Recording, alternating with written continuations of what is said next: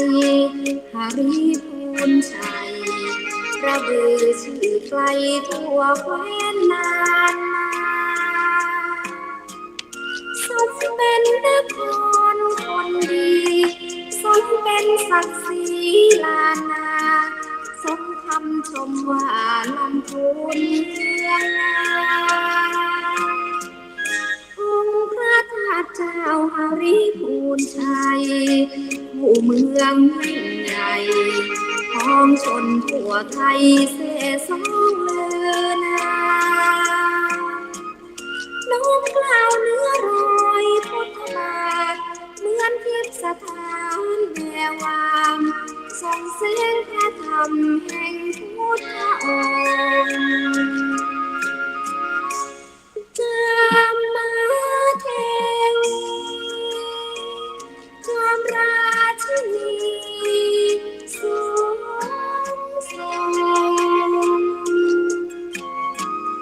องค์พระแม่เจ้าผู้รักทำรงปิ่นอนงหาวิพูนชัย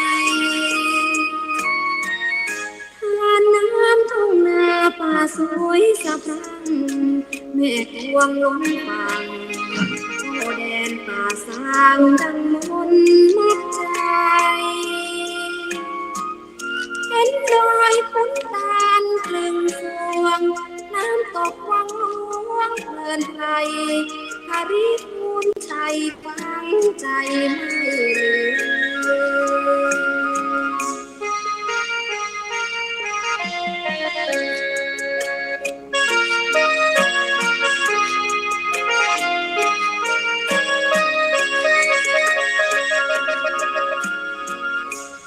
จา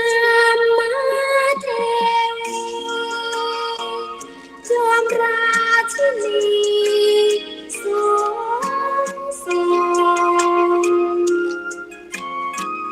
องค์พระแม่เจ้าผู้รัก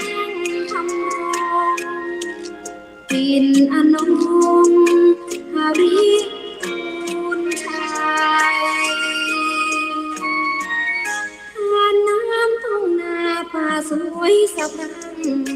แม่กวงล้นฟังทั่วแดนป่าสางดังมนมัดใจเห็นดอยขุนตาลคลึงสวงแถวชมคำลงเพลินไทยหาริพูนชัยฟังใจไม่ลื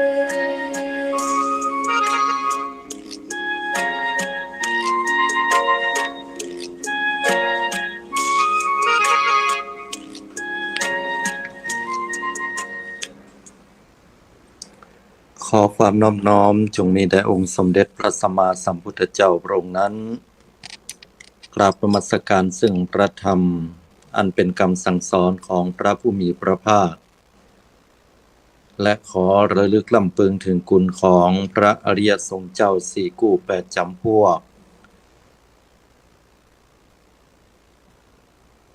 ขอความผาสุกวิหารธรรมบังเกิดแด่พุทธศาสนิกชนพุทธบริษัทสี่ไม่เอาภิกษุภิกษุณีอุบาสกอุบาสิกาสาธุชนญาติโยมผู้ใฝ่ในธรรมเป็นเพื่อนร่วมเกิดแก่เจ็บตายในสังสารวัฏอันยาวนานเหล่านี้ขณะนี้ท่านกำลังติดตามรับฟังรายการใต้ห่มพระรัตนตรัยออกอากาศกูเจ้าของวันพุธช่วงเวลา 5 นาฬิกาจนถึงเวลา 6 นาฬิกาเป็นเวลาอยู่1 ชั่วโมงด้วยกันดำเนินรายการโดยอาตมาภาพอนาลัยเจ้าวาดวัดหนองเงือกตำบลแม่แรงอำเภอป่าซางจังหวัดลำพูนโดยที่สาธุชนญาติโยมสามารถติดตามรับฟังรายการได้ทางสถานีวิทยุเพื่อการศึกษาพระพุทธศาสนาและวัฒนธรรมคลื่น FM 104.50 เมกะเฮิรตซ์วัดฝายหินกราบขอบคุณอนุโมทนา หลวงพ่อท่านพระครูปริยัติยานุศาสตร์ที่ปรึกษาเจ้าคณะอำเภอเมืองเชียงใหม่หลวงพ่อท่านพระครูสมุวิสุวัตวรกิจโจผู้อำนวยการสถานีวิทยุคลื่น FM 104.50 เมกะเฮิรตซ์เจ้าวาดวัดฝ่ายหินจังหวัดเชียงใหม่ด้วยความเคารพและสถานีวิทยุกระจายเสียงทุกๆคลื่นสถานีที่ทำการลิงก์สัญญาณออกอากาศช่วงเวลาดังกล่าวต้องขออนุโมทนาขอบคุณไปยังผู้อำนวยการและเจ้าหน้าที่ทุกท่านที่ได้ขวนขวายในกิจที่ชอบนำเอาสาระหลักธรรมคำสอนของพระสัมมาสัมพุทธเจ้าสู่โสตประสาทของบรรดาสาธุชนญาติโยมพุทธบริษัททุกท่านหรือจะติดตามรับฟังรายการออนไลน์ได้ทาง YouTube Channel ของทาง 104.5 เมกะเฮิรตซ์วัดฝ่ายหินหรือช่องทางอื่นใดและสาธุชนญาติโยมทุกท่านก็เช่นเคยเหมือนกันในวันนี้มาปะกับศรัทธาญาติโยมด้วยช่วงเวลาที่ช่วงของ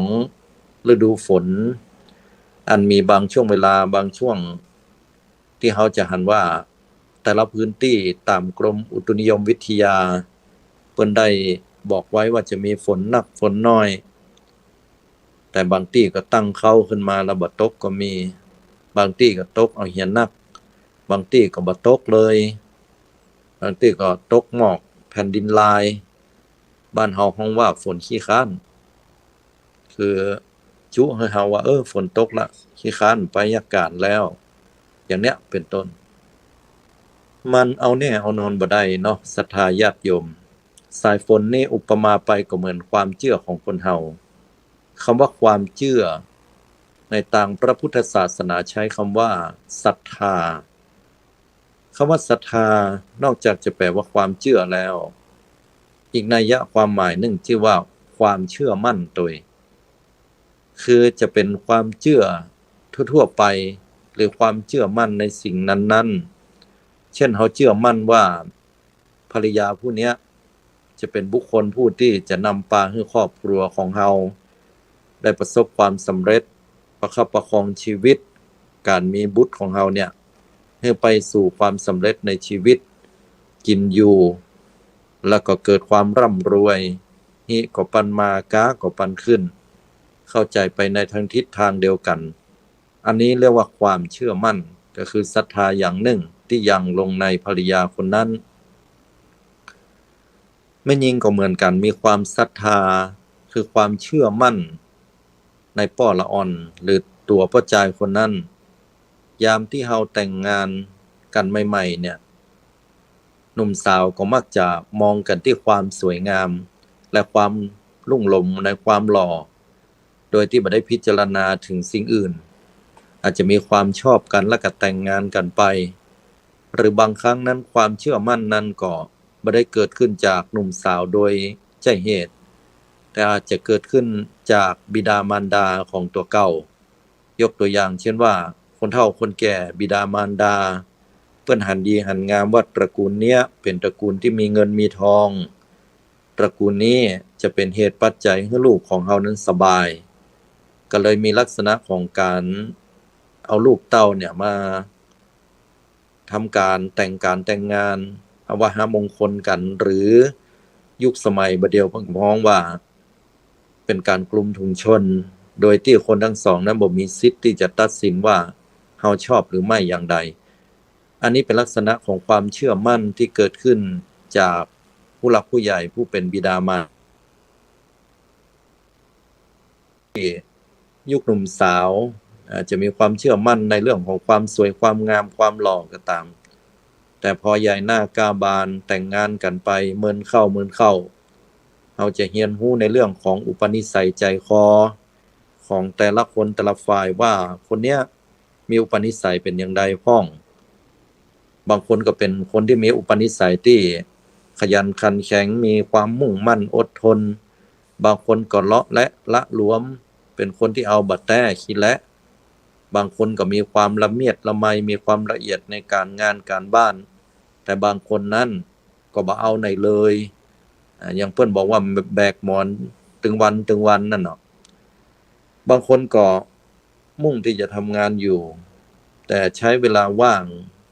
นะก็ไปสิ้นไปกับเรื่องส่วนตัวเช่นการที่ไปอยู่ในวงล้อมแห่งเหล้าก็มีผลกระทบต่อครอบครัวบางคนเป็นแม่หญิงก็ชอบเม้ามอยช่วงเวลาดังกล่าวก็บ่ได้ทำหน้าที่ของภริยาให้เต็มที่ปัญหาต่างๆก็เกิดขึ้นฉะนั้นคนที่มีความศรัทธาเชื่อมั่นในตัวตนของบุคคลคนใดคนหนึ่งและนำมาเป็นคู่ครองกันเนี่ยใหม่ๆก็จะดูแลกันพอกันในเรื่องของความสวยความงามแต่พออายุเริ่มนักขึ้นเป็นผู้หลักผู้ใหญ่จะรู้ว่าความสวยความงามและความหล่อเหล่านั้นบ่เที่ยงแท้แน่นอนก็จะมาพอกันที่จิตที่ใจที่อุปนิสัยว่าเข้ากันได้ก่ออันนี้สำคัญญาติโยมทั้งหลายถ้าหากว่าอุปนิสัยใจคอไปในทางทิศเดียวกันต่างพระพุทธศาสนาเรียกว่าศีลเสมอกันเหมือนเพิ่นว่าศีลเสมอแล้วเจอกันถ้าศีลมันบ่เสมอกันแล้วทีเนี้ยมีปัญหาเกิดขึ้นละปัญหาอันใดก็ถ้าว่าคนหนึ่งนั้นประพฤติปฏิบัติตัวเก่าไปแห่งแบบอย่างหนึ่งแห่งคนก็ไปแห่งอย่างหนึ่งมันอู้บ่เข้ากันเตือนนั้นก็มีเหตุมีปัจจัยได้พิษได้เถียงหัวกันละศีลอันบ่เสมอกันก็เป็นปัจจัยให้เกิดความเดือดร้อนซึ่งกันและกันเมื่อท่านทั้งหลายมีความศรัทธาเรื่องใดก็ตามเนี่ยมันคือความเชื่อมั่นอย่างเฮาเนี่ยเชื่อมั่นไผสักคนหนึ่งยกตัวอย่างเช่นว่าเฮาเชื่อมั่นในผู้ที่เป็นครูบาอาจารย์เฮาเชื่อมั่นว่าครูบาอาจารย์นั้นจะเป็นผู้ที่สอนศิลปวิทยาให้กับเฮาโดยที่ท่านมีบุญคุณมากมายที่เฮาจะต้องตอบแทนบุญคุณของท่านเฮาก็เลยมีความเชื่อมั่นและมีความศรัทธาอันอย่างลงคือเชื่อมั่นอย่างบ่หวั่นไหวโอ้ครูบาอาจารย์นี่ดีแท้ได้สั่งได้สอนเฮาดีความเชื่อมั่นในบิดามารดาผู้บังเกิดเกล้าว่าท่านมีบุญคุณมากบ่ว่าท่านจะอย่างใดก็แล้วแต่ท่านอาจจะเป็นคนที่เจ้าโทสะเดือดร้อนวุ่นวายที่สุดแล้วนั้นเฮาก็ฮักเปิ้นมีความเชื่อมั่นว่าเปิ้นนั้นเป็นบุพการีชนเป็นที่เปิ้งที่ระลึกในยามที่เฮาจะมีอุปสรรคปัญหาอันรุนแรงเข้ามาหรือว่าเฮาจะเป็นจะตายแล้วเนี่ยเฮาก็จะระลึกถึงพ่อแม่ของเฮาอันนี้ล่ะเปิ้นฮ้องว่าความเชื่อมั่นลึกๆที่มีต่อมารดาบิดาของตัวเก่าจริงอยู่ในบรรดาลูกหลานทั้งหลายเวลาเจริญเติบโตยายหน้ากล้าบานกันแล้วก็จะพากันไปแยกการแยกงานอยู่เย้าเฝ้าเฮือนออกเฮือนกันหรือว่าไปลงตั้งไปอยู่ที่อื่นที่ไกลตามหน้าที่การงานแต่ในใจลึกๆก็จะมีความเคารพศรัทธาเลื่อมใสต่อบิดามารดาของตัวเก่ามีความฮักอันเป็นเครื่องผูกพันอยู่ในจิตลึกๆแม้ว่าเขาจะยุ่งการยุ่งงานเขาจะอยู่กับแฟนของเขาสามีหรือภรรยาลูกเต้ามีครอบมีครัวแล้วแต่เมื่อใดก็ตามมรสุมชีวิตเข้ามาหนี้สินนักสิ่งที่เฮาหวายหน้าไปหาเปิ้งไผบ่ได้พี่น้องเปิ้งพี่ก็เจ็บต้องเปิ้งน้องก็เจ็บใจเปิ้งเพื่อนบ่ต้องถามหาไปหามันเมื่อใดมันสดหนีไปกูเตื้อเฮาก็มักจะหาที่เปิ้งบ่ได้ก็นึกถึงพ่อถึงแม่บางครั้งบางเตื้อนั้นมีปัญหาครอบครัวที่บ่เข้าใจกันแม้ว่าเฮาจะฮักในสามีหรือภริยาของเฮาแต่พอมันได้พิษได้เถียงกันแล้วก็เป็นน้ำหูน้ำตาเฮาก็จะปิกปอกมาที่บ้านเก่าของเฮาแล้วเฮาก็เอาหน้าของเฮาไปซบกับหน้าอกกับตักของพ่อของแม่ความหมายก็คือมาระบายให้เปิ้นฟังถึงความทุกข์ทั้งหลายการระบายความทุกข์เหล่านี้บ่ใช่เป็นความทุกข์ของตัวเฮาเพียงคนเดียวแต่เป็นความทุกข์ของพ่อแม่ที่พ่อแม่ก็คอยห่วงหาอาทรแม้ว่าเฮาจะเป็นผู้ใหญ่หน้ากล้าบานเป็นผู้รักผู้ใหญ่แล้วอย่างที่เฮาเคยอู้กันนั่นเนาะพอเวลาเฮาเป็นหนุ่มเป็นสาวหรือเฮาใหญ่มาแล้วเนี่ย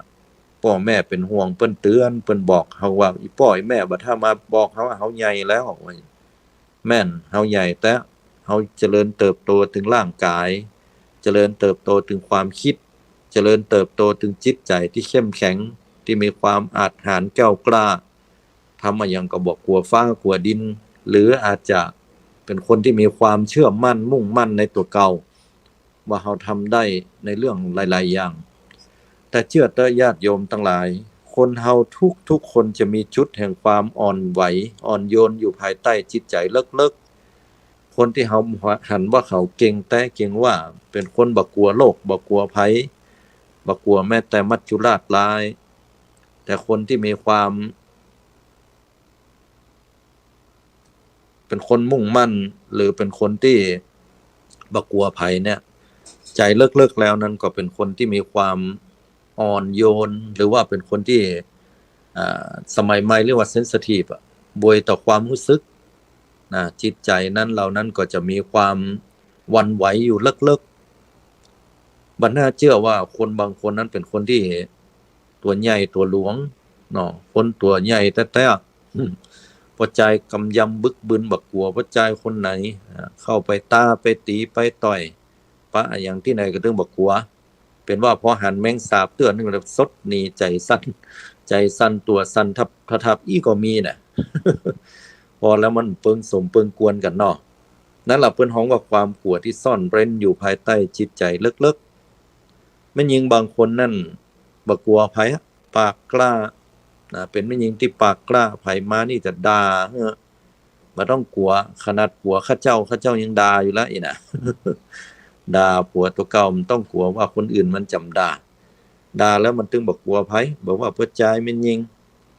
ไผจะเก่งจะกล้าตั้งใดมาสู้กับแม่นหญิงคนเนี้ยข้าเอาได้หมดอีน่ะกองปะลูกตัวเก่าเนาะลูกน้อยยอมมันหมดยอมหมดเวลาลูกว่าอย่างนี้ยอมหมดกลัวลูกอย่างเงี้ยมันมีจุดกลัวของคนเฮาอยู่ในใจลึกๆฉะนั้นศรัทธาญาติโยมทั้งหลายความศรัทธาเชื่อมั่นความเชื่อมั่นของแต่ละคนแต่ละท่านก็แตกต่างบางคนก็มีความเชื่อมั่นในตัวเก่าสูงมีทั้งข้อดีและข้อเสียเนาะเฮาเชื่อมั่นว่าตัวเฮาเนี่ยได้ในการทำงานเนี่ยถ้าคนมีความเชื่อมั่นตัวเก่าแล้วเนี่ยจะยังให้ประโยชน์สุขสำเร็จได้นะยกตัวอย่างว่าเฮาเชื่อละว่าเฮาจะแฮม2 ปีไปหน้าเนี่ยเฮาจะต้องได้รถเครื่องกัน1และรถเครื่องกันเนี้ยจะต้องเป็นรถเครื่องที่เฮาบ่ได้ดาวแล้วบ่ได้ผ่อนเฮาจะได้มาด้วยเงินสดเชื่อมั่นว่าความขยันและลู่ทางที่เฮาพอแล้วเนี่ยเฮาจะได้ผู้ชายคนนี้ก็มีความเพียรพยายามอดทนเก็บหอมรอมริบเงินทองเหล่านั้นมีเป้าหมายอันชัดเจนซอยย่อยว่าแต่ละเดือนจะต้องเก็บเท่าใดเงินเดือนอยู่ประมาณ 20,000 ใช้จ่ายอย่างพ่องเหลือเก็บเท่านั้นเนี่ยบวกลบคูณหารเดือนหนึ่งจะต้องใช้จ่ายเท่าใดแล้วก็เงินที่เก็บเนี่ยมีเท่าใดวางแผนอย่างนี้พอครบ2 ปีก็สมใจในการที่จะได้รถกันนั้นมาอันนี้เรียกว่าความเชื่อมั่นในตัวเก่าความเชื่อมั่นในตัวเก่าว่าเฮาเนี่ยได้อันนี้เป็นความเชื่อมั่นที่ดีว่าเฮาจะนำปลาให้องค์กรหรือนำปลาให้บริษัทห้างร้านต่างๆของที่เฮาขายเนี่ยมันจะไปได้ด้วยดีเวลาขายไปแล้วมีอุปสรรคปัญหาอันใดก็มาเกิดว่ามันเป็นเพราะอะไรหยังเป็นเพราะของเฮาบ่ได้คุณภาพกาหีบห่อมันบ่ดีกาหรือว่าจะใช้วิธีอันใดเศรษฐกิจบ่ดีก็ลดราคาลงก่อหรือว่าลดต้นทุนการผลิตแต่ของเนี่ยเหมือนเก่าหรือว่ามีการกระตุ้นโดยการลดแลกแจกแถมก่อเอาถึงต้องหันว่าเพิ่นมีซื้ออันนั้นแถมอันนี้คนเฮามันมีหรออาศัยสิ่งของบางอย่างเล็กๆน้อยๆไปล่อเอาโลภะคนเฮาเนี่ยมันเล่นกับโลภะ ความโลภคนเฮามันมีกันถ้าความโลภนั้นแบบเป็นไปเพื่อความเดือดร้อนไผมันก็บ่เป็นหยังเพิ่นก็เลยมีของแถมให้ซื้อ1แถม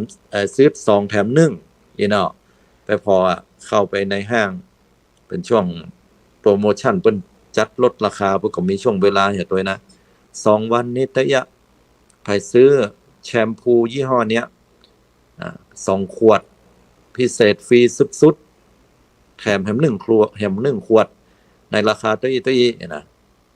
เข้าใจฟังไปซื้อกัน เปิ้นก็จะต้องมีวิธีการละว่าจะเนี้ยอย่างใดลดต้นทุนการผลิตก่อนหรือว่ากำไรน้อยลงหำน้อยแต่ขายได้ดีขึ้นกระตุ้นสินค้านั้นมันขายได้บ่ดีอย่างเงี้ยหรือว่าเทขายในช่วงท้ายๆของปีที่เปิ้นปากันบอกว่าลดแลกแจกแถมช่วงส่งท้ายปีเก่าต้อนรับปีใหม่หรือฤดูกาลบางฤดูก็จัดโปรขึ้นอีนะเหมือนกับหมู่เฮาไปแอวห้างไปแอวสถานที่กาดที่ใดก็แล้วแต่จัดโปรช่วงฤดูร้อนก็จะมีการลดเรื่องของแอร์เครื่องปรับอากาศถ้าหากว่าหน้าหนาวก็มีการลดในต้นทุนในเรื่องของราคากับเครื่องทำน้ำอุ่นอย่างเงี้ยเป็นต้นแต่จริงแล้วเพิ่นก็อาจจะคำนวณมาแล้วล่ะว่าการลดของเปิ้นน่ะมันลดแต่ว่าต้นทุนที่เปิ้นได้ผลิตและซื้อมาหรือว่าสั่งทำกำไรก็อาจจะให้มันน้อยลงโดยรวมแล้วที่ออกมามันก็คำนวณ1 2 3 4แล้วก็ถือว่าคุ้มเป็นการกระตุ้นให้ลูกค้าได้มีความนิยมกลับคืนมาก็เป็นเหตุเป็นปัจจัยให้เปิ้นลดแน่แม้แต่บ้านของเฮาก็ตามแต่เทื่อบางครั้งถ้าเวลาเฮาไปนั่งขายแม่ค้าพ่อค้าขายผักเทื่อขายได้บ่พอใครดีเนาะก็มีวิธีการลดแลกแจกแถมว่ากันไปราคาพอแปลงพออยู่ได้เจ้านี้เจ้านั้นไปซื้อราคาเท่ากันเพิ่นมีข่าวในเรื่องของยาฆ่าแมลงว่าอย่างนั้นอย่างนี้บ่ฮู้ว่าเรื่องแต่บ่แต่บ่ฮู้ไอ้น่ะเตื้อก็ว่าคือกันเตื้อก็แต่พ้องกลายเป็นว่ายาฆ่าแมลงเป็นเหตุปัจจัยให้ผักไม้ใส่เครือขายได้บ่ดีก็เป็นที่มาของคนขายละตุกใจว่าจะได้ถึงจะขายได้ดีก็วางแผนกลยุทธ์ในการค้าขายต่างๆมีการลดแลกแจกแถมซื้อผักไป10 กรัมแถม1 กรัมอย่างเงี้ยเป็นต้นหรือก็มันก็โฆษณาใหม่อันเนี้ยผักเนี่ยบ่ใช่ได้มาจากที่อื่นนะปลูกคนเดียวขายคนเดียวอันนี้ก็ว่ากันไปถ้าคนเฮามันมีความเชื่อมั่นเกิดขึ้นเนี่ยมันจะยังให้ตัวเก่านั้นทำในสิ่งที่ตัวเก่าจะเนี่ยให้สำเร็จลงได้ศรัทธาสาธุชนญาติโยมทั้งหลายแม้แต่เฮาจะกระทำสิ่งใดก็แล้วแต่ถ้ามีความเชื่อมั่นแล้วเนี่ยมันจะยังให้จิตใจของเฮามีกำลังใจที่ดีแต่ความเชื่อมั่นอื่นใดก็แล้วแต่ศรัทธาถ้าหากว่าเฮาเชื่อมั่นในสิ่งนั้นแล้วเฮากับปฏิบัติตามแล้วมันก็จะยังให้เกิดประโยชน์แต่ถ้าในทางพระพุทธศาสนาเฮาหันมาพอปิกมาพอปอกมาพอว่าเฮาเชื่อมั่นในสิ่งใดพระสัมมาสัมพุทธเจ้าพระองค์ท่านเนี่ยสอนให้เฮาเนี่ยเชื่อมั่นในสิ่งใดก็ตามจะต้องเพียรประกอบไปด้วยปัญญาเพราะว่าความเชื่อของเฮาบางครั้งเนี่ยมันบ่ได้ประกอบไปด้วยปัญญาคือขาดปัญญาเป็นเครื่องพิจารณาสาธุยกตัวอย่างง่ายๆนะยังมีคลิปนะทาง TikTok หรือว่าคลิปต่างเป็นเปิ้นของว่าคลิปที่ส่งมาทางสื่อโซเชียลบอกว่าจะเป็น TikTok ก็ดีทาง LINE ก็ดีนะทาง Facebook Instagram Twitter อย่างเงี้ยเพิ่นก็จะส่งมามันก็จะมีตัวอย่างของคนที่หลงเชื่อมิจฉาชีพอย่างที่เคยหันมีอยู่2คลิปก็ว่าไอ้คนเฮาเนี่ยมันไปหลงเชื่อได้อย่างใดอาการมันเป็นอย่างใดมันไปเชื่อแต่กาบัดแต่กาหมู่มิจฉาชีพมาจุเนาะมาหันของแต่อยู่2คลิปด้วยกันอันนี้ให้ฟังในเชิงของการศึกษาเนาะญาติโยมเนาะเป็นกรณีศึกษาว่ามีแม่หญิงคนหนึ่งเป็นอาซิมอาซออาม่านี่แหละนะแล้วก็ฝ่ายสามีของเปิ้นเนี่ยก็เตือนแม่หญิงคนนี้เปิ้นอายุบ่จิน้อยละเป็น60ปลายละถ้าไผหันคลิปนี้ก็จะยิ้มทันทีละตอนนี้น่ะอันถึงบอกฟังเพราะว่าเปิ้นให้โอนก็จะโอนไปติ๊กๆถ้าโอนเพราะว่าเงินที่มันเขาจุหลอกให้โอนไปก่อนอันดับแรกพอโอนไปแล้วอย่างโอนไป 300,000 โอนไป 300,000 แล้วบอกว่าเอากำลังเอาไปลงทุนนะโดยมีผลกำไรแบ่งปันให้ถ้าโอนไปหำกำนึงจะคืนตึงต้น ตึงดอกไว้งั้นคนก็อู้ตาแกนเต้าบาลานนี่เนาะเพราะว่าก่อนหน้านั้นมีกลยุทธ์มาแล้วมันมิจฉาชีพมันกึดละฮะเอาความโลภเนี่ยมาล่อเฮานะความโลภมาล่อบุคคลผู้ที่หลงอยู่เวลามันอู้ใหม่ๆมันก็จะตักจะตายอู้ม่วนคนเฮามันตายด้วยกรรมอู้มันม่วนนะอู้ไปอู้มามันก็ย่างเฮาเคลิ้มแล้วก็จวนเฮาเนี่ยลงทุนนะพอเฮาลงทุนเนี่ยน้อยก่อนสักน้อยหนึงนะมันก็ฮื้อกำไรมาเป็นกอบเป็นกำยกตัวอย่างว่าน้องโอนไปพอก่อนสัก10,000ลงเจือผลปรากฏว่าได้ผลกำไรทันทีนะได้มาแล้วประมาณ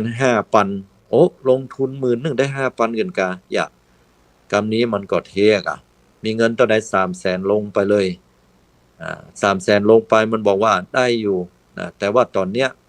ลงทุนไปแล้วเนี่ยกำลังเข้าสู่กระบวนการอยู่นะในตลาดหุ้นลักทรัพย์อย่างก็แล้วแต่ที่มันจะบอกเสร็จเรียบร้อยแล้วมันขอเฮาโอนต่อไปแห่งกรรมจะได้คืนตึงต้นตึงดอกนับพอแล้วโอ้ลงไป300,000ละเดี๋ยวพอลงไปแห่งสัก200,000เป็น500,000เฮาก็จะได้กำไรเป็น250,000อีน่าเจ้าว่าเนาะคนเฮามันบ้าเลือดแล้วนะมันตึมฟังไผ่แล้วนี่แหละความโลภมันเข้าครอบงำแล้วมันกูจะได้เงิน250,000วันเนี้ยกูเอาเงินไปใส่แก้วอีไว้อีลูกสิมากูก็อย่าไปใส่มันเหียมันเมื่อใดก็มาทวงตังกูเนี่ยกูบ่มีสตางค์ไอ้เงินที่ได้นี่ก็ลูกเอาปันเฮ้อฝากไว้เป็นเงินก้อนในยามที่บัดสบายเอามาลงทุนกับสิ่งนี้ก็ดีเหมือนกันได้ถึง250,000เกินไปเนี่ยนะจะได้ก็จะเนี่ยจะเอามันก็ลักษณะเดียวกันกับอาม่าคนเนี้ยฮะอาม่าคนนี้บ่ได้มีการลงทุนแบบนี้นะอาตมายกตัวอย่างบ่ได้แต่คล้ายกันเหมือนกันแบบเนี้ยสุดท้ายแล้วก็จะโอนไปเนี่ยผลปรากฏว่าสามีของเปิ้นก็ฮู้เนาะก็เปิ้นก็ห้ามตลอดฝ่ายแม่หญิงนี่ก็เกิดความสับสนปวดหัวเนาะเพราะว่าฝ่ายผัวก็บ่หันตัวฝ่ายแม่หญิงก็รู้จะโอนอยู่หั่นน่ะโดนหลอกก็บ่ฮู้ว่าโดนหลอกหรือว่าถึงเขาหลอกแต่เต็มใจให้หลอกก็บ่ฮู้นะ แต่นะคนเฮานี่มาขึ้นไปขึ้นมาอย่างเพลงของนั้นอันนี้เปิ้นว่านั่นเนาะถึงเขาหลอกแต่เต็มใจให้หลอกนั่นน่ะก็ฮู้อยู่ว่าหมู่มิจฉาชีพน่ะเปิ้นดังกันถึงบ้านถึงเมืองดะเปิ้นคือระวังเนี่ยพอโดนเข้าไปแล้วเนี่ยโอ้มันยิ่งกว่าสาลิกาลิ้นตองอาตมาว่าสาลิกาลิ้นตองก็สู้บ่ได้มะยันของไผของเจ้าป่อนั้นเจ้าแม่นี้หรือยันอย่างของอันใดฤาษีตาไฟที่ไหนมันจะเน็ตนั่นน่ะคาถากระท่องอันใดท่านว่าอาตมาว่าสู้มิจฉาชีพบ่ได้ไอ้มูลนี่สาลิกาลิ้นตองภาษาเจ้าบ้านสุมาที่เพิ่นฮ้องว่าโคตรป่อโคตรแม่มันน่ะ มันเน็ตแม้แต่แหมคลิปหนึงเพิ่นก็เป็นทหารเก่าเนาะเป็นทหารเก่าที่เก็บเงินของตัวเก่ามาอยู่ระดับหนึ่งนะปลดประจำการเรียบร้อยเพิ่นก็มีเงินก้อนฮื้อก็จะไปโอนนั่นน่ะโอนเข้าไปไหนก็จะเข้าไหนเข้าธนาคารตัวเก่านะเพราะว่าเงินที่ตัวเก่ามีก่อนหน้าน่ะมันจุล่ายหลอกลวงให้โอนไปแล้วมันบอกว่าให้เอาเงินสดเนี่ยเข้าธนาคารตัวเก่าแล้วก็โอนไปให้มันนี่นะหมู่มิจฉาชีพว่าอย่างนี้ผู้ชายที่เป็นข้าราชการบำนาญเป็นทหารนี่ก็ตั้งใจตะเนอจะเอาเงินเนี่ยไปโอนนะเข้าจะไปฝากเข้าบัญชีที่ ATM แล้วก็โอนไปผลปรากฏว่าคนทั้งหลายหันแล้วก็แปลกใจเนาะเพราะว่าเอาสายคอเนี่ยราคา5 บาทกันก็ก็จะเอาไปขายร้านก็ฮู้จักกันนี่ก็เอ๊ะใจว่าบ่ฮับดีกว่าแปลกๆก็เลยโทรหาญาติพี่น้องฮู้อย่างนั้นก็พากันโทรหาเมียเพิ่นก็ตยกันหาวุ่นวายฝ่ายผัวก็จะโอนติ๊กโอนเฮียก่อนเดี๋ยวจะอธิบายให้ฟังเดี๋ยวบัดตันนี่นะมิจฉาชีพเนี่ยมันมีเวลาเหมือนกับเฮาไปซื้อของน่ะด่วนครับด่วนภายใน1ชั่วโมงนี้นะถ้าคุณโอนเงินมาก่อนหรือว่าคุณซื้อในช่วงเวลานี้คุณจะได้สิทธิพิเศษลดอย่างนั้นอย่างนี้เนี่ยญาติโยมมันคนเฮามันมีกลยุทธ์มันมีอุบายที่ทำให้เฮาเนี่ยต้องได้หลงมีความเชื่อนะที่ยังลงไปเชื่อมั่นว่ามันเป็นแต่โดยบางครั้งเฮาอาจจะขาดโยนิโสมนสิการ คิดใคร่ครวญสิ่งต่างๆด้วยอุบายอันแยบคายคิดใคร่ครวญสิ่งต่างๆด้วยอุบายอันแยบคายคือหมายความว่าเขาต้องกึดเหี่ยก่อนน่ะมันบ่มีอย่างได้มาง่ายๆล่ะโยมมันเป็นไปบ่ได้เนาะขนาดว่าเฮาจะทำบุญเนี่ยเฮาจะได้บุญเฮาก็ต้องลงมือทำบุญแม่นก็ลงมือทำบุญหาการฮื้อตานลงทุนไปในเรื่องทรัพย์สินเงินทองที่เฮาหามาได้บางครั้งบ่มีเงินทองก็ลงทุนด้วยอย่างลงทุนด้วยกำลังกายไปช่วยการช่วยงานเอาบุญเนาะลงทุนด้วยอย่างจะได้บุญก็ลงทุนด้วยการที่ใจเฮาอนุโมทนาใจก็เป็นทุนอย่างหนึ่งเพราะว่าคนที่คิดจิละมันบ่อนุโมทนาสาธุตัวเปิ้นหันเปิ้นได้ดีมันจะอิจฉาแต่ถ้าคนที่ลงทุนด้วยใจเนี่ยหันเปิ้นได้ดีแล้วจะอนุโมทนามันต่างกันเนาะแม่ก็โยมว่าคนที่จะลงทุนแล้วเนี่ยจะต้องเสียสละลมหายใจตัวเก่าบ่ใช่หมายความว่าไปตายอย่างนี้บ่ใช่นะขออภัยใจกรรมนี้เนาะคือหมายความว่าจะได้บุญก็ต้องลงทุนเอาสติมาหู้ลมหายใจเข้าหายใจออกเนี่ยบางคนหู้อยู่ว่ามันเป็นสิ่งที่บ่ได้เสี่ยงตังสักบาทแต่ก็บ่ยอมลงทุนเพราะว่ากรรมง่ายๆคือบ่มีความเชื่อมั่นหรือขี้ค้านก็เลยบ่ยะว่าอย่างนั้น เพราะเฮามีลมหายใจเนาะมันง่ายเลยอย่างเฮาก็ยังบ่ยะเลยกูวันเนี่ยนะหรืออาจจะยะน้อยๆก็ตามฉะนั้นย้อนกลับมาอู้ถึงเรื่องของคนที่มีความหลงนะฮะคนที่มีความหลงก็หลงแต่เน้อจะโอนเงินให้เปิ้นนี่เพราะว่ามีศรัทธาความเชื่อมั่นยังลงไปโดยขาดปัญญาอันเนี้ยสังคมไทยมีนักศรัทธาญาติโยมทั้งหลายต้องระมัดระวังให้ดีกลายเป็นสังคมที่อยู่แล้วเนี่ยมีแต่ความหวาดระแวงไปเนี่ยแต่มันก็บ่ได้รุนแรงหรือเลวร้ายไปกว่านั้นมันก็ยังดีอยู่ญาติโยมทั้งหลายบ่ใช่ว่าไปที่ไหนเปิ้นก็คอยแต่จะบุกหูตีตาไปที่ไหนเปิ้นก็จะมีแต่ลักแต่จกเห็นแก่ตัวกันมันก็มีแต่ว่าในสังคมบ้านเฮามันก็ยังมีความสงบสุขอยู่กันแห่งมากปวงหลวงหลายอยู่นั้นก็บ่ต้องไปกังวลเรื่องนี้เพียงแต่ว่าเฮาการใช้ชีวิตในปัจจุบันเนี่ยเฮามีความเชื่อมั่นสิ่งไหนเฮาก็ต้องมีปัญญาเป็นเครื่องประกอบใคร่ครวญพิจารณาเหี่ยก่อนบ่เชื่อหยังก็เชื่อไปเลยเปิ้นว่าอันหยังก็เอาตามนั้นไปหมดอะคนเฮาต้องมีความคิดเป็นของตัวเก่าถ้าหากเรามีความเชื่อมั่นน้อยหรือบ่มีเลยเฮาก็เรียกว่างมงายแต่ถ้าบางคนที่มีความเชื่อมั่นในตัวเก่านักล้ำไปปริมาณมันมีเกินไปมันจะบ่ฟังไผให้เหมาะญาติโยมทั้งหลายเอากะญาติโยมลองคิดให้ดีๆนะมันมีคนบางจำพวกบางคนเนี่ยเวลามีความเชื่อมั่นในตัวเก่านักแล้วเนี่ยจะกลายเป็นทิฏฐิเพิ่นฮ้องว่าเจ้าทิฏฐิคือมีความเชื่อมั่นแต่ตัวเก่าเอาตัวเก่าว่าไอ้นี้มันถึงบอกฟังโลกอย่างนะเพิ่นว่าอย่างมันก็ถึงบอกฟังบอกว่าจะไปยะมันก็ยะจะไปมันก็ยังไปอยู่นะจนคนตั้งหลายเอือมละบ่มีไผใครคบมันน่ะมันมีน่ะเนาะคนในสังคมเนี่ยมันลึกหลวงเนี่ยเขาว่ามันน่ะ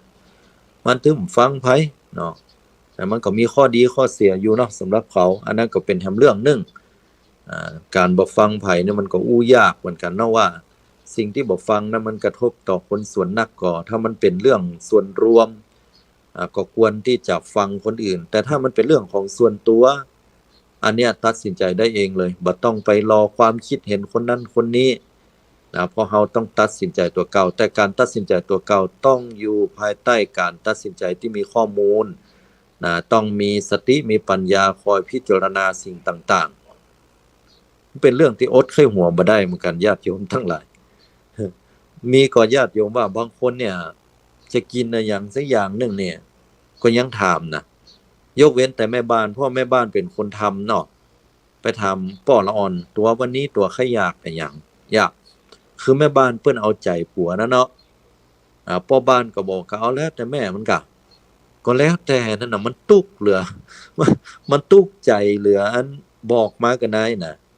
ถ้าอยากกินลาบข้าก็จะไปลาบเฮ้ออยากกินแกงอ่อมข้าก็จะไปแกงอ่อมเฮ้ออยากกินอันใดก็จะไปย่าเฮ้อน่ะ แต่บอกว่าอะหยังก็ได้น่ะโอ้ยมันเป็นกรรมที่แม่บ้านปวดหัวเหมือนกันนะญาติโยมเนาะคือที่จริงฟังดูง่ายแต่ยากคือหมายความว่าจะเอาหยังก็ได้น่ะแต่ถ้ายากมาแล้วนะมันจะถูกใจผัวเฮาก่อนน่ะแม่นก็โยมว่าเออนั่นแหละผู้ชายก็เหมือนกันบ่ใช่เรื่องมากเอาหยังก็ได้กินได้หมดแต่ยังว่าพอยากมาแล้วจางเค็มอะอยากไปติเพิ่นให้แน่บัดบัดดีเหมือนกันเนาะนี่มาดักไว้ห้องแม่มันน้ำปลามีไหนมาใส่เนาะอันยังล้ำเหลือน้ำตาลนักล้ำไปยังบ่เมามือไอ้ห้องเนี่ยแม่บ้านมันก็ใจบ่ดีกันเนาะรำคาญล่างบ่ล่างแม่บ้านอย่าฮะว่างนะใจบ่ดีได้พิษหัวกันเรื่องอาหารมาประจายก่อนในเมื่อบอกเพิ่นว่าอิหยังก็ได้แล้วเวลาจิ้มเวลาหยังเฮาก็ดักไว้มันจะเค็มพ้องจะหวานพ้องอิหยังพ้องก็บ่ต้องไปปากเฮาหังบอกเพิ่นเนี่ยหยังก็ได้นี่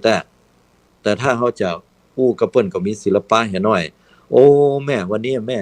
แหมกินทำอาหารลำแต่ลำว่าป้อว่าฮือคะแนนเนี่ย 9.5 เต็ม 10โอ้จะได้มันหายไปน้อยป้อโอ้ถ้าอันอีแม่จางเค็มแหมน้อยหนึงนี่นะจับพอดิบพอดีลำขนาดเลยไอ้น่ะมันบัวบ่จำน้ำบ่ขุ่นร้อยญาติโยมทั้งหลายฝ่ายพ่อบ้านต้องฟังไว้เวลาจะอู้เนี่ยไม่ยิงเนี่ยเวลาเขายากเนี่ยเรื่องละเอียดอ่อนล่างบ่ล่างไม่ยิงเป็นคนคึดนักอย่าเนาะมันสิเหมือนพ่อชายเฮาเนาะมันสิทีจะย่อยนะเฮาอย่างใดก็ได้บางครั้งเฮาบ่ได้กึดถึงใจเขาอะจะว่าเค็มก็ว่าซื่อนี่แหละ คำเดียวมันได้พิษหัวแล้วโอ้มันเอาไปกึดเมินเลยนะเป็นเรื่องเป็นราวแล้วมันจะจักเอาเรื่องนั้นเรื่องนี้มากึดวุ่นวายยุ่งยากฉะนั้นก็ต้องมีศิลปะในการอู้ประคับประคองกันเนาะอย่างนี้เป็นต้นญาติโยมสาธุชนทุกท่านอู้ถึงเรื่องของความศรัทธาต้องประกอบไปด้วยความมีปัญญาบ่งมงายพิจารณาไข้ครวญต่างๆและการศรัทธาสิ่งใดในทางพระพุทธศาสนาของเขาเปิ้นชี้ในเรื่องของคำว่าความศรัทธาที่แปลว่าความเชื่อหรือความเชื่อมั่นเนี่ยไว้อยู่4ประการด้วยกันศรัทธาในพระพุทธศาสนาต่างจากศรัทธานอกพระพุทธศาสนาศรัทธานอกพระพุทธศาสนามีหลายศาสนาบอกว่าจะเป็นลัทธิศาสนาพราหมณ์ฮินดูที่เปิ้นเชื่อในเรื่องของการเกิดขึ้นของโลกโดยมีพระพรหมเป็นผู้สร้างอย่างเนี้ยเป็นต้นนะมีพระพรหมเป็นผู้สร้างแล้วก็มีพระวิษณุหรือพระนารายณ์เป็นผู้รักษาแล้วก็พระศิวะเนี่ยเป็นผู้ทำลายอย่างเงี้ยเป็นต้นอันนี้ต้องบอกก่อนว่ามันเป็นเรื่องของความเชื่อของเปิ้นเชื่ออย่างนั้นบ่มีผิดบ่มีถูกแล้วแต่ความเชื่อของเปิ้นแต่ว่ามันจะเป็นไปตามธรรมชาติความจริงแต่หรือไม่นั่นเป็นเรื่องนึงเนาะเปิ้นก็บอกว่ามีผู้สร้างผู้รักษาผู้ทำลายศาสนาพราหมณ์ศาสนาที่เป็นผีเรื่องผีเนาะก็จะเชื่อในเรื่องของผู้ที่ให้คุณให้โทษได้นะว่าไปหั่นเนอร์เดี๋ยวไปตกคึดตกจาผีมันยะต้องเป็นนั่นเป็นนี่อันนี้ก็เป็นความเชื่อในด้านของเรื่องผีผีบรรพบุรุษผีนั้นผีนี้ความเชื่อเหล่านี้ก็เป็นความเชื่อส่วนบุคคลเฮาบ่ได้ไปอู้ประเด็นว่าถูกต้องหรือบ่ถูกอันใดแต่ความเชื่อในทางบวรพระพุทธศาสนาของเฮาเนี่ยพุทธเจ้าสอนความเชื่อไว้4ประการนั่นได้แก่1กรรมศรัทธาความเชื่อมั่นในกฎแห่งกรรมคือพระเจ้าสอนให้เรารู้ว่าโลกเฮาใบเนี้ยมันบ่ได้เกิดขึ้นปฏิเสธเทพเจ้าหรือว่าพระพรหมเป็นผู้สร้างหรือว่าสิ่งเล่นลับผีสางนางไม้เป็นผู้ดลบันดาลให้เฮาบ่มีภัยที่จะเป็นผู้จี้ให้เฮาได้มาเกิดสู่โลกนี้แปลงเฮามาเหมือนนิทานเหมือนเรื่องปรัมปราบ่เก่าเป็นตำนานที่บอกว่าพระพรหมนั้นเป็นผู้ที่ยิ่งใหญ่บนสวงสวรรค์ชั้นฟ้าวิมานแดนพรหมที่เปิ้นว่าอันนี้ก็เข้าตำหาความเชื่อคล้ายกับศาสนาพราหมณ์ฮินดูไม่ว่าอยู่ดีกินได้พระพรหมก็มีกำกึดว่าสร้างโลกอยู่แก่นนึงแล้วมันบ่มีภัยไปอยู่ก็เลยเอาขี้ไข่ตัวเก่าเนี่ยแล้วก็มาปั้นเป็นตัวเป็นติ้นปั้นงามอีเนาะก็ส่งไปเกิดปั้นบางงามก็ส่งไปเกิดและอันไหนก็ตามที่ปั้นงามแล้วส่งไปเกิดวันใดวันหนึ่งก็คือเติงหาคนเหล่านั้นอีเนาะบ้านเฮาฮ้องกันว่าพอเกิดไม่เกิดนั่นเนาะ ก็ทรงมาเกิดเพราะมันงามหน้าตางามขี้ลี่ไว้เนี่ยเป็นตัวเป็นตินงามแต่คนยองของห้องไว้ไอ้เมืองเนาะอีนางเนี่ยคนงามเนาะอีนางตัวดีนะนางตัวดีก็คือตัวมดตัวใสตัวดีตัวงามเปล่งป้อยวันดีคืนดีเนี่ยเขาก็มีความเชื่อว่าโอ้ลูกหลานตันเต้าหน้าตามันงามมันดีมันน่าฮักมันให้มันห้องมันบักให้สบาย ก็แสดงว่าพอเกิดไม่เกิดคนสร้างเนี่ยจะมาเอามันไปอยู่ตัวก็ด้วยความกลัวว่าลูกจะตายจากอกตัวเก่าไปก็ไปกินไปต้านพ่องหรือว่าไปทำพิธีกรรมอันใดก็แล้วแต่นะเรานั่นก็คืดหายแต่เนี่ย พอคนเอามันเชื่อเนาะอย่างเงี้ยแต่คนที่มันโอ้บางงามบดีบางงามบึกบึนนะอันนั้นทนร้อนทนฝนทนอย่างมันตึงผีห้าบจับเขาว่า คือหมายความว่าแข็งแรงมาเป็นโรคภัยไข้เจ็บมาเป็นจอมเจาะด้อด้อยอันนี้ก็เพราะว่าพอเกิดไม่เกิดนั้นนะพวกมันได้กึดเติงหาพวกมันบางงามนี่หรอก กลายเป็นความเชื่อแบบนั้นไปเนี่ยอันนี้ลักษณะแบบนี้พุทธเจ้าบอกว่าบ่ใช่การเชื่อของพุทธเจ้าแบบแรกนี่คือเชื่อว่ามันเป็นกฎของกรรมกฎของการกระทำยกตัวอย่างกฎมันก็เหมือนคล้ายๆกับกฎแรงดึงดูดของโลกเนี่ยญาติโยมถ้าเขาอู้เป็นวิทยาศาสตร์ก็เหมือนอัลเบิร์ตไอน์สไตน์เนาะแล้วก็นักวิทยาศาสตร์ต่างๆเนี่ยไอแซคนิวตันก็ดีอย่างก็ดีเขานักวิทยาศาสตร์เหล่านี้เนี่ยเขาค้นปะแรงโน้มถ่วงของโลกที่ว่าไปอยู่ปืนก่อแอปเปิลแล้วก็หน่วยแอปเปิลมันตกใส่หัวน่ะว่าไปว่ามาดีมันมาอยู่เมืองไทยเนาะ ถ้ามาอยู่เมืองไทยอยู่ปืนก่อทุเรียนเนี่ยบ่ได้เป็นนักวิทยาศาสตร์ละหน่วยทุเรียนมีตกใส่หัวกะ แล้วยิ่งมันเป็นหมอนทองนะหมอนแต่อันนั้นนะหมอนทองเอาไว้หนุนเนาะเนี่ยแอปเปิลมันตกใส่หัวปกอุ้ยไผมันเนี่ยอย่างเฮาเนี่ยนะถ้าเป็นเฮาเนี่ยก็เกลียดเนาะแต่นักวิทยาศาสตร์คนนี้มันคิดว่าก็มันหล่นมาแล้วมันจะบัดลอยขึ้นไปทางบนหรือว่าไปทางซ้ายไปทางขวาเป็นการจุดประกายความคิดให้ค้นหาว่าโลกนี้มันมีแรงโน้มถ่วงของโลกจากที่สูงลงที่ต่ำเนี่ยเป็นความจริงนะเป็นความจริงที่เกิดขึ้นตามแรงโน้มถ่วงของโลกถ้าออกไปนอกโลกที่บ่มีชั้นบรรยากาศมันจะลอยคนเฮาทุกสิ่งทุกอย่างจะลอยตามอากาศไปเลยข้อเนี้ยฉันใดกฎแห่งกรรมก็เหมือนกันญาติโยมทั้งหลายคนเฮาอยู่ภายใต้กฎแห่งกรรมที่เป็นธรรมชาติอย่างหนึ่งนะที่จะรอให้ผลจากการกระทำของเฮาบอกว่าเขาจะทำแบบไหนก็ตามเนาะอันนี้เรียกว่าบ่ได้เกิดขึ้นลอยๆปฏิเสธเทพเจ้าหรือพระพรหมเป็นผู้สร้างเป็นผู้ดลบันดาลอย่างที่สองเพิ่นฮ้องว่าวิปากศรัทธาเชื่อผลของกรรมคือเชื่อว่าเราสัตว์มีกรรมเป็นของตัวเก่าขออภัยเชื่อว่าเราสัตว์เวลาทำกรรมแล้วจะต้องได้รับผลกรรมนั้นๆแน่นอนเพิ่นฮ้องว่าวิปากศรัทธาแม่นคือหมายความว่าภัยก็ตามที่เนี่ยมาแล้วเนี่ยบอกว่าจะทำดีเนาะก็จะต้องได้รับผลกรรมที่ดีทำความชั่วก็จะต้องได้รับผลกรรมที่ชั่วบางครั้งนี่เราจะมีความสับสนโอลหม่านในใจญาติโยมทั้งหลายสังเกตก็เวลาเราอยู่ดีกินได้นี่เราจะเชื่อละว่าทำดีได้ดีทำชั่วได้ชั่วแน่นอนเราก็จะฝังใจอยู่นี่อยู่แต่ใจเลิกแล้วเนี่ยพอเวลาเราไปปะสถานการณ์ใดสถานการณ์หนึ่งเช่นว่าเรามีความศรัทธายังลงต่อพระพุทธพระธรรมพระสงฆ์แล้วถามว่ามันแน่นบัดแน่นบางคนบอกแน่นละแต่ตอนที่เรามีปัญหาชีวิตเมื่อเรามีปัญหาชีวิตเกิดขึ้นบอกว่าจะเป็นความขัดแย้งความลำบากเกิดขึ้นจากหนี้สินปัญหาความบ่เข้าใจกันทั้งลูกเต้าเราหลานครอบครัวบิดามารดา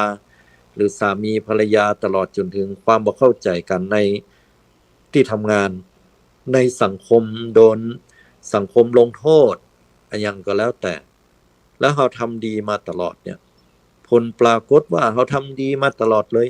ถูกใส่ร้ายป้ายสีก็ตามอย่างก็ตามแล้วเราก็จะมานั่งจับเจ้าว่าทำดีบ่ได้ดีเนี่ยเราจะมีความน้อยอกมองใจเกิดขึ้น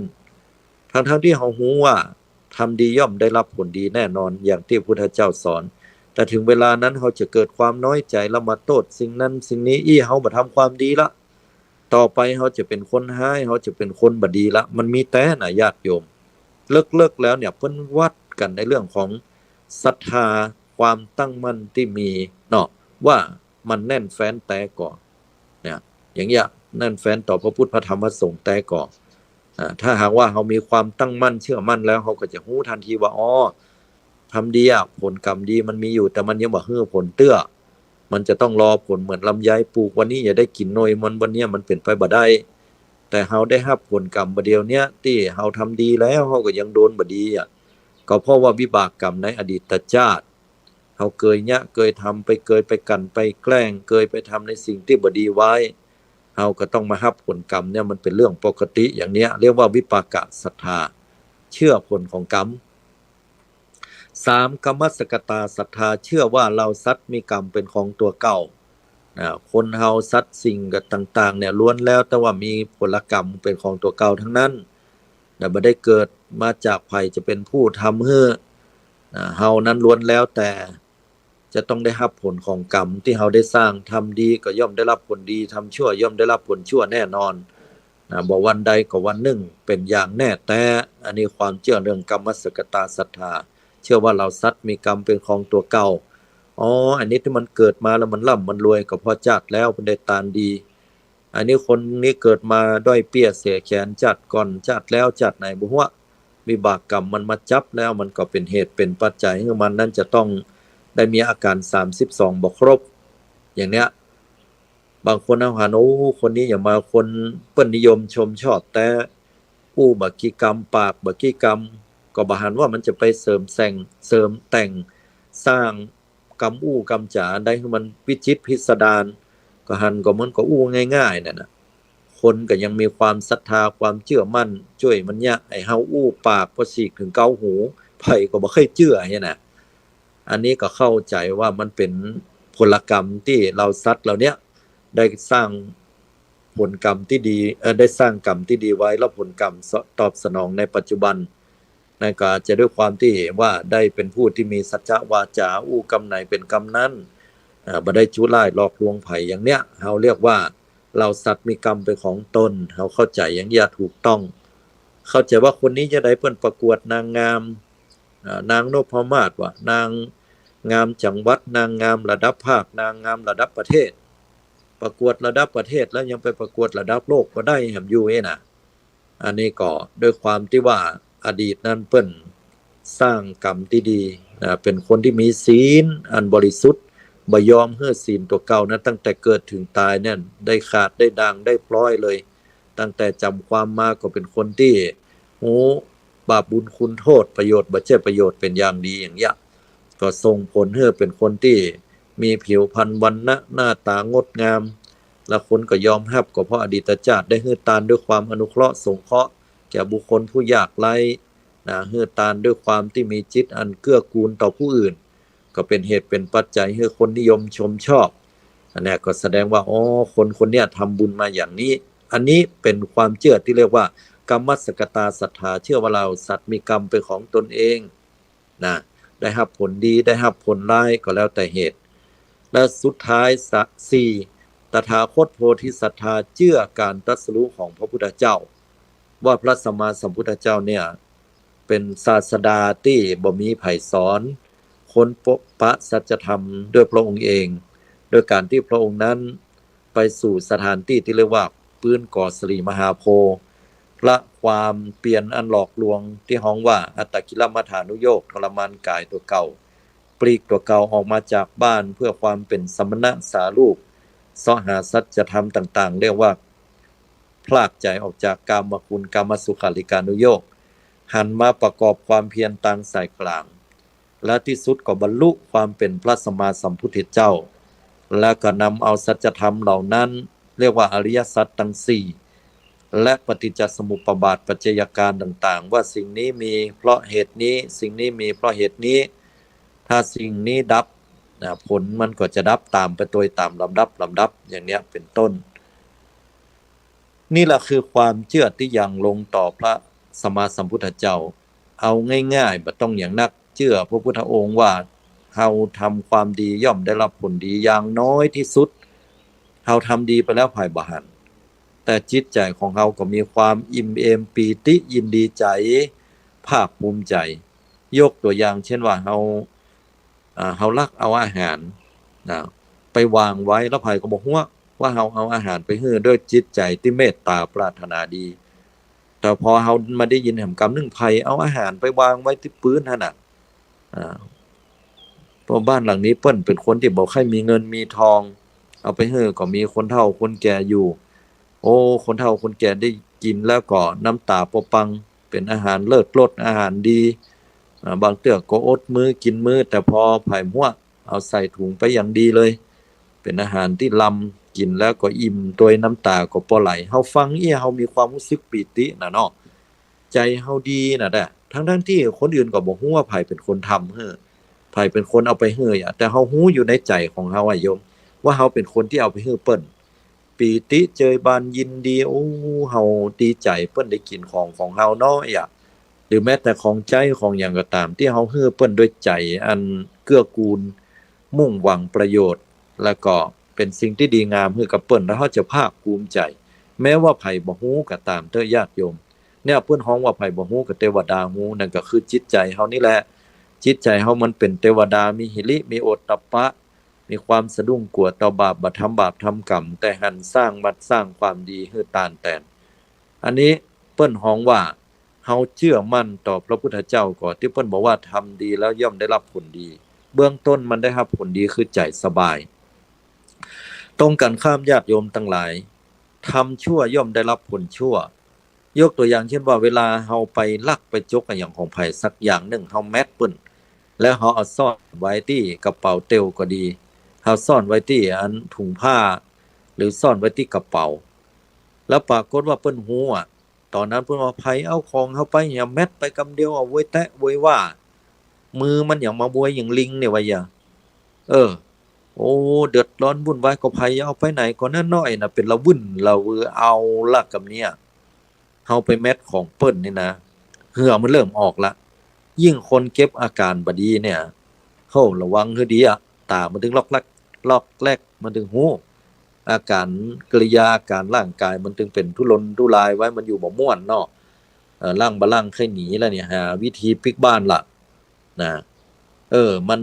พอพลิกบ้านได้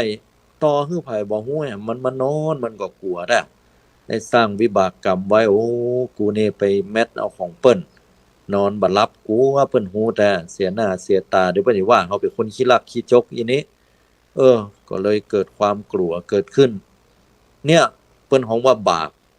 เนาะพุทธเจ้าบอกแล้วถ้าทำชั่วก็ย่อมได้รับผลชั่วเบื้องต้นก็คือบาปตั้งใจนี่แหละนะภัยบ่ฮู้บ่หันเฮาก็ฮู้หันตัวเก่ามันจึงมีความกลัวความละอายต่อใจที่เกิดขึ้นมาว่าบ่น่าเลยกินแหนงใจแท้ๆเลยว่ากูบ่น่าจะอย่างนี้เลยเอาไปคืนได้หรือว่าย้อนเวลาไปได้เนี่ยเฮาก็จะบ่ไปเปียเอาของเปิ้นละเนี่ยแต่ว่ามันทำแล้วพุทธเจ้าว่าสิ่งที่ทำแล้วมันทำคืนบ่ได้นะก็ต้องแก้ไขกันครั้งต่อๆไปเป็นลำดับอันนี้แหละผลกรรมมันจะฝังไว้และรอให้ผลในอนาคตบอกว่าจะเป็นชาตินี้ก็ตามชาติต่อไปก็ตามเช่นใดที่เฮาบ่ถึงนิพพานเนาะนี่แหละศรัทธาญาติโยมทั้งหลายมาอู้ให้ฟังในเรื่องของความเชื่ออันหลากหลายฉะนั้นแล้วจะเชื่อหยังก็แล้วแต่เพราะสัมมาสัมพุทธเจ้าบอกว่าเฮาจะต้องประกอบไปด้วยปัญญาเพราะการเชื่อในตถาคตโพธิศรัทธาเฮาเชื่อมั่นอยู่ส่วนเดียวบ่หวั่นไหวว่าพุทธเจ้าเป็นผู้ตรัสรู้แต่พระองค์เป็นผู้บริสุทธิ์เรียกว่าพระวิสุทธิคุณบ่มีความคิดเรื่องผลประโยชน์อื่นใดที่จะให้คนทั้งหลายมาชมบ่หวังทรัพย์สมบัติยศถาบรรดาศักดิ์อันใดเพราะเป็นพระพุทธเจ้าผู้บ่มีกิเลสแล้วถึงบ่ได้ต้องการสิ่งเหล่านี้แต่อาศัยพระมหากรุณาธิคุณอันหาที่ประมาณบ่ได้เผยแผ่หลักธรรมคำสอนให้กับเหล่าสัตว์ทั้งหลายแล้วเฮาพิจารณาแล้วว่าแต่ทำดีก็ย่อมได้รับผลดีทำชั่วก็ย่อมได้รับผลชั่วเหล่าสัตว์ทั้งหลายเกิดมาได้ก็ด้วยเหตุปัจจัยแบบนี้ถ้าเฮาทำสิ่งนี้ก็จะเกิดขึ้นถ้าเฮาบ่ญาสิ่งนี้ก็บ่เกิดขึ้นอย่างเงี้ยพิจารณาไปเป็นอย่างใจปัญญาพิจารณามันเป็นความจริงแต่เฮาถึงได้มีความศรัทธาเชื่อมั่น ในองค์พระสัมมาสัมพุทธเจ้าเรียกว่าตถาคตโพธิสัตถาเมื่อเราเชื่อมั่นในพระพุทธเจ้าแล้วเราก็เชื่อมั่นในพระธรรมและพระสงฆ์ต่อมาเพราะว่าพระธรรมนั้นคือคำสอนของพระพุทธเจ้าและก็พระสงฆ์เป็นผู้ที่เชื่อคำสอนของพระพุทธเจ้าและปฏิบัติพิสูจน์ตาม เขาถึงได้เชื่อในพระรัตนตรัยอย่างมั่นคงอันนี้แหละเรียกว่าตถาคตโพธิสัตถะฉะนั้นก็ญาติโยมสาธุชนทุกท่านการที่เราจะเชื่อยังก็แล้วแต่ในชีวิตประจำวันของเราควรกล้าที่เราจะเชื่อในสิ่งเหล่านั้นด้วยสติปัญญาของเราความเชื่อนั้นอย่าได้เป็นความเชื่อที่มันทดถอยถ้าเป็นความเชื่อในชีวิตประจำวันคนเราเนี่ยทดถอยในที่นี้ก็คือว่าเป็นคนที่ตัดสินใจอย่างบ่ได้โลเลไปเหี่ยกู้อย่างอันนี้ก็ย่อนยานเกินไปความเชื่อมั่นที่มีอยู่ในตัวเก่านักล้ำไปบ่ฟังบ้านบ่ฟังเมืองทั้งนั้นที่เป็นงานการส่วนรวมอันนี้ก็ตึงเกินไปมัชฌิมาปฏิปทาต่างสายกลางฟังเหตุฟังผลใจปัญญาพิจารณาแต่ก็บ่ใช่หมายความว่าพวกมากลากไปเหมือนกันนะสิ่งต่างๆต้องพิจารณาให้ดีว่ามันถูกต้องกับบ่ถูกต้องตัวก็อาศัยเรื่องเหตุเรื่องผลพิจารณาขณะเดียวกันเมื่อเราพิจารณาสิ่งต่างๆแล้วเข้าสู่ความเชื่อในทางพระพุทธศาสนาเราจะมีความเชื่อมั่นต่อพระพุทธพระธรรมพระสงฆ์โดยการพิจารณาการพิสูจน์แล้วเมื่อพิสูจน์แล้วพิจารณาแล้วหันผลแล้วจงเชื่อในสิ่งนั้นหรือว่าเชื่อในพระสัมมาสัมพุทธเจ้าพระองค์นั้นด้วยความที่เรามั่นคงบ่หวั่นไหวเมื่อความมั่นคงบ่หวั่นไหวเกิดขึ้นด้วยปัญญาที่พิจารณาดีแล้วก็จะเป็นเหตุเป็นปัจจัยก้าวเข้าไปสู่ความเป็นพระอริยบุคคลที่เพิ่นฮ้องว่าพระโสดาบันซึ่งพุทธเจ้าบอกว่าจงใช้แว่นธรรมที่พุทธเจ้าได้ฮื้อแยงพอว่าไผเป็นพระโสดาบันแต่1เป็นผู้ที่มีศรัทธาความเชื่อมั่นต่อพระพุทธพระธรรมพระสงฆ์บ่หวั่นไหวผ่านการพิสูจน์มาละผ่านการคิดมาดีแล้วแต่ก่อนเฮาเป็นคนเชื่อพ่องบ่เชื่อพ่องบ่เชื่อว่าจะเชื่อเอาง่ายๆพิจารณาแล้วลองพอทำมาหมดละอุอากาสะก็ลองพอละก็ได้อย่างอันแต่ลองว่าเป็นคนปิยวาจาก็ลองพอหมดละฮือตานรักษาศีลภาวนาเฮาพิจารณาแล้วเฮาถึงเชื่อลัดจากนี้ไปเฮาบ่หวั่นไหวละอย่างเงี้ยเป็นต้นเพิ่นฮ้องว่าเชื่อแบบใจปัญญาอันนี้ก็ฝากให้ศรัทธาญาติโยมเฮาท่านทั้งหลายไว้พิจารณาสำหรับเรื่องของความเชื่อความเชื่อนั้นเชื่อกันได้จะมีความเชื่อเรื่องนั้นเรื่องนี้แต่ความเชื่อทั้งหลายบอกควรที่จะงมงายควรจะประกอบไปด้วยปัญญาและพิจารณาใคร่ครวญสิ่งต่างๆด้วยอุบายอันแยบคายก็จะทำให้เราเป็นชาวพุทธทำให้เราเป็นพุทธศาสนิกชนหรือบุคคลต่างๆในโลกใบนี้ที่ครองตัวเก่าไปได้ด้วยความดีงามและความเชื่อเหล่านั้นจะบ่เป็นพิษภัยต่อเฮาในภายหลังโดยการขาดการพิจารณานั่นเองวันนี้อาตมาภาพได้นำเอารายการมาประศรัทธาญาติโยมถึงช่วงท้ายรายการแล้วก็ขอนำเอารายการปิกปอกไปก่อนพอหมดเวลาแล้วขอความผาสุกวิหารธรรมบังเกิดแก่ทุกท่านเพื่อทุกท่านนั้นได้มีความสุขมีความเจริญสมมุ่งมาตรปรารถนาเจริญด้วยอายุวันนะสุขะพละปฏิภาณธนสารสมบัติให้ได้ดวงตาหันธรรมถึงฝั่งมรรคผลนิพพานทุกท่านทุกคนด้วยเถิด